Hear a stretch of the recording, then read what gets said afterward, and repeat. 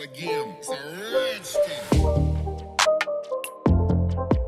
What's going on, everybody? It's the Bull Show, aka Aidan, and welcome back to another video. Today, we've got the Chicago Bulls and Los Angeles Clippers game reaction. The Chicago Bulls walked into the Staples Center to verse one of the toughest teams that we will face this season, coming off of a 7-game win streak, the Los Angeles Clippers was, and we managed to beat them fairly comfortably, although there were some big issues in the game that we can clearly see, and it's still going to be a big problem heading into future games as well. We managed to do a really good job defensively. We're going to be talking all about it in this video, but before we get started, please like and subscribe to the Bull Show. Turn notifications on and let me know in the comments below your thoughts about the player of the game and just your overall thoughts about the Chicago Bulls game today. Now, we won this game 100-90 against the Los Angeles Clippers, and the one thing that we do have to stress throughout the course of this game and the Warriors game, from the very beginning, we should not be stressed, or we should not overlook, or we should not, I guess, overreact to the game against the Golden State Warriors from the Chicago Bulls. And this game against the Clippers shows that we should not overreact to when we get blown out, especially when it's the first time that's happened, because we know we can bounce back at any given time. This team is talented enough to bounce back on any occasion at any given time against any opponent, and this is a prime example of that. I thought our defense was outstanding today, and it was consistent in all 4 quarters. We managed to keep up our defensive display, which resulted in them scoring under 100 points. And again, this was a defensive-oriented game from both sides. Both sides looked to play some really strong defense, and I thought overall the defense was fairly strong for the Chicago Bulls. Outside of the second quarter, where we kind of let them come back in many ways, we were up by 17 points, and they ended up getting the lead. So there you go. There was a big point deficit there for the Chicago Bulls, where we did let them come back in the fourth quarter. But again, we did seal the deal with Zach LaVine and DeMar DeRozan in the fourth quarter. We sealed the deal, and we ended up getting a huge win away from home at the Staples Center in the first game off of a back-to-back. So again, defensively, the first quarter defensively was pretty good. We had a fantastic first quarter. We resulted in them, I believe, getting 6 steals in the 6 turnovers for the Clippers in the first quarter. We took advantage. We had a really strong offensive night, really strong offensive first quarter with 30-17. And then at the end of the day, it was fairly even all the way through, but we did end up picking up a 10-point victory. Offensively as well, we still need to learn how to play out of that zone, that box and one type of situation where they are double teaming either Zach LaVine or DeMar DeRozan when they get the ball. Others need to be ready, others need to be available for a shot, and others need to make a shot. There were very limited times in this game where we saw a zone and the Chicago Bulls was struggling throughout the whole way. Only a few select plays where we didn't struggle. Javonte Green's 3-pointer, some players were able to take it to the paint. It is a very tough situation, and it's clear to see that that is our biggest weakness in terms of our offense. We can't play out of zones. So we have to keep on practicing that, and I think we will be very much fine in the future. And hopefully with more additions to the team like Kobe White coming in, and hopefully with more experience playing within teams that are going to put zones in front of us, we can learn to play out of zones, and that's exactly what we need to be doing. Now, let's look at the individual performances, ladies and gentlemen, because there are quite a few that we do need to get through today off of a really strong starting lineup and bench performance all the way through. I thought it was a really good game from the Chicago Bulls and the perfect bounce back game to have after getting blown out against the Golden State Warriors. Let's start off with Alex Caruso, the starter for the Chicago Bulls, ladies and gentlemen. He had 7 points, 9 rebounds, 5 assists, 3 steals, and 1 block. Alex Caruso played nearly 40 minutes today. I believe he had the most minutes out of everybody on the team. So that's a really important factor to take into consideration when you see these stats, because I think he was desperately needed defensively today, and I thought he brought a lot of energy. Shooting-wise, I don't think he was great. I think in the end he shot like 18% from the field, or 2 from 11 or something like that. Not great offensively, only had 7 points, but his rebounding, his defense, and his playmaking was as consistent as you'd like it to be. And yes, he did struggle on the floor today, which is something we do need to take note of. But yeah, that's something that we should look at, and hopefully he doesn't have that repeat performance in the next game offensively. At the end of the day, he's going to be versing his old team next game. So I hope he has a little bit more incentive to perform well against them, because I'm sure they're going to be cheering for him, whether he is on the ball, off the bench, whatever the case may be. That's going to be a really fun game for Alex Caruso, and hopefully he can have a better performance there. Zach LaVine had 29 points, 7 rebounds, 2 assists. What I like about Zach LaVine's game today is that he was extremely efficient in terms of his three-point shooting. He shot 46% from the three-point line. Because at the end of the day, the paint was not Zach LaVine's friend today. He couldn't get a foul call to save his life. And at the end of the day, it resulted in block shots, deflections, and all of that sort. Zach LaVine could not get in the paint today. So what he had to do was take the threes, take the mid-ranges, and in those shot selections, he did up doing very well. There was a crazy shot here at the end of the game where there was like 4 players on him from the corner, and he makes that shot. It's a bad shot. Zach LaVine will force up shots. I say it all the time, and it still remains true today. He will force up shots, but we have to find, he does make these shots, so we need to find better shot selection, but he did make the shots today, so I don't think many people will go too much into that. But yeah, a really strong night from Zach LaVine, a really strong third quarter, and a pretty strong fourth quarter as well. DeMar DeRozan had 33 points, 8 rebounds, 5 assists in this game.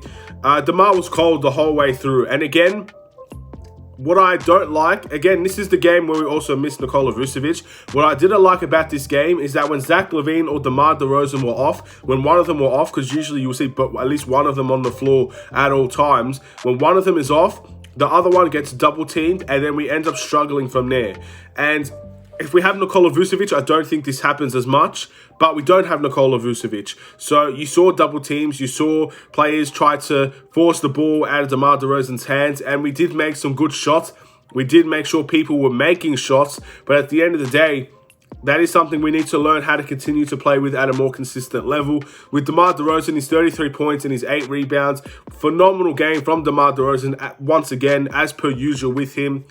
And we just have to continue to see that. Again, we are short-handed, so we need to see Zach and DeMar step up. Golden State, they didn't step up. Today, they stepped up, and that's what we needed, and we got the win from that. Lonzo Ball, 10 points, 5 rebounds, 3 assists, and 3 steals in this game. Lonzo Ball's offensively, he was guarding players like Paul George, Reggie Jackson. Everybody you could think of, Lonzo Ball is probably guarding today. One of the funniest things I saw is that Alex Caruso in his press conference or in his interview with JJ Redick, he said in his interview with JJ Redick that he wasn't necessarily going to be guarding the bigger men like Kevin Durant and whatnot, but we did see a lot from Lonzo Ball and Alex Caruso guarding the bigger players on the team like Zubac and Hardenstein and all of those players. Really, really big, strong players, and we saw Caruso and Lonzo Ball guard those types of players today, and they held their own. Lonzo Ball shooting-wise, still not the best, only 28% from the field today. Not the best three-point shooting night. What I liked about Lonzo Ball is that for many people that criticized him driving to the paint today, I thought there was an intention of trying to cut to the paint more often. Didn't work out for him very well, but the intent is there, and more often than not, we might see better from Lonzo Ball when it comes to attacking the paint. So I really want to see him keep up that level of play in terms of driving to the paint, because more often than not, you'll get the foul calls or the shot will fall in. Just wasn't his game today in terms of making those shots. Tony Bradley had 4 points and 5 rebounds. It was an energy type player for me, but personally, I wasn't a big fan of Tony Bradley's game today. He also got a steal and a block in today's game as well.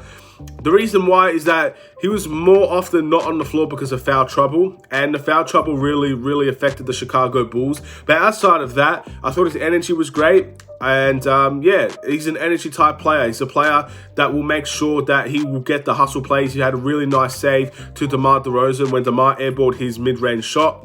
Really nice save there. And again, he does impact how we play. And we need to see him continue to play at a high level. He has to, because at the end of the day, we don't have much in terms of backup at the center position. So the starting center, although he's not getting the biggest shots, the best shots, if any shots whatsoever, he has to make sure he plays with energy. So there's a good and bad element to Tony Bradley today, because I do think he could have done a little bit better as well. Moving to the bench, we got Javonte Green that had 9 points, 1 rebound, 1 assist, and 1 block. Again, a really strong performance from Javonte Green. This was his first game back on the bench for the Chicago Bulls since he got that promotion at the starting lineup. And he's just the same player. He's the same player on the starting lineup as he is on the bench. He provides energy. He provides some great blocks in this game. A really good block against Paul George, I believe it was. Ran out in transition. Good play overall. And that started with Javonte Green. He made a big three when we were playing that zone. We needed to get out of that zone, and he definitely helped us get out of that zone as well by making threes. It was a good night for Javonte Green, and I'm really proud that he was able to step up as one of the bench players. Ayo Dosunmu had 6 points, 4 rebounds, and 2 assists with 1 steal as well. Again, a decent night for Ayo, I should say. Not the best night in total. We played 18 minutes.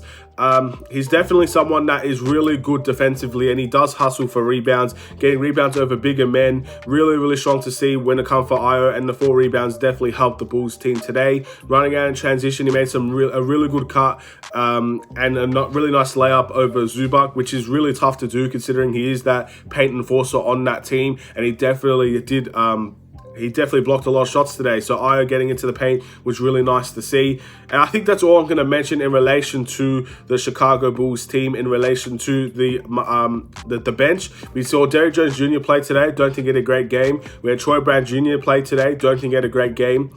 And yeah, we got to move on. But my must improve is actually going to be Derrick Jones Jr. because I just believe he played 18 minutes of game today. And I don't think this was his strongest game by any stretch of the means. He did get a steal. He did get a block. But for 18 minutes, I expect more than 2 points and 1 rebound for Derrick Jones Jr., especially when he is the player that's going to get a lot of open shots just because of his athleticism. We saw in recent games that he was forcing the issues, getting foul calls. I don't think he did as much of that today. He didn't get any foul calls, I believe. And I also don't think he did a very good job offensively in general. But again, he's a bench player. It's not always going to happen for him every single night, and we just got to move on from that one. And the player of the game for me is DeMar DeRozan. Obviously, when you make the shots that he made, it's absolutely fantastic to see. And again, we need him to step up with Zach LaVine alongside of him. They both did a very good job in stepping up in today's game, and both of them on the floor together is a very dangerous sight to see, especially when they're both cooking on all cylinders, which is what ended up happening in the second half. DeMar DeRozan was fantastic. He was making some really good shots. He was making sure that they had to play honest defense, and he got to the free throw line. He did everything that we could have asked for him today, and he did it in his home turf in LA. And again, he says he loves to play there. I think this is the perfect example of us seeing why he loves to play there, and hopefully he can do it in the back-to-back back in the Staples Center against the Los Angeles Lakers. The Bulls' record is 9-4, I believe. A really strong record at the end of the day as well. We are still one of the top teams in the Eastern Conference. One loss against the Warriors isn't going to change that. We remain in the top 3 in terms of the Eastern Conference, which is great to see. And again, we could potentially go further up. It just depends. We're going to have to wait and see how things go throughout the course of today and tomorrow. And our next game is against the Los Angeles Lakers. A really, really strong game here. The Lakers are an up and down team. Just looking based on their record right now, they're 7th in the West, and I believe they're 8-6. They do have some worrying players. They play with a lot of size. That's going to be tough for us to handle because we are a team that does lack size. It's going to be a game. It's going to be a different game for these different teams. Obviously, no LeBron James in this game, I don't believe. Kobe White will return in this game, so I hope there's enough energy, and I hope there's enough that we can go out and beat the Los Angeles Lakers. And if we do, that's a really, really positive sign, winning 2 games back-to-back away from home. That's a fantastic sight to see, and hopefully we can get that done. We will versus the Clippers one more time at the United Center somewhere along the season. Let's see how that goes. Maybe we will see Kawhi Leonard return in one of those games. We shall wait and see. Thank you for watching. Please like and subscribe if you're new. Have a wonderful and safe day, Bulls Nation. Hopefully you're all doing well. I'll see you in another Chicago Bulls video. Be proud of the win, ladies and gentlemen. It's a great comeback win, and it's a great win to bounce back from a terrible loss to the Warriors. And hopefully this is the momentum we can keep on going for the Lakers. Take care and peace.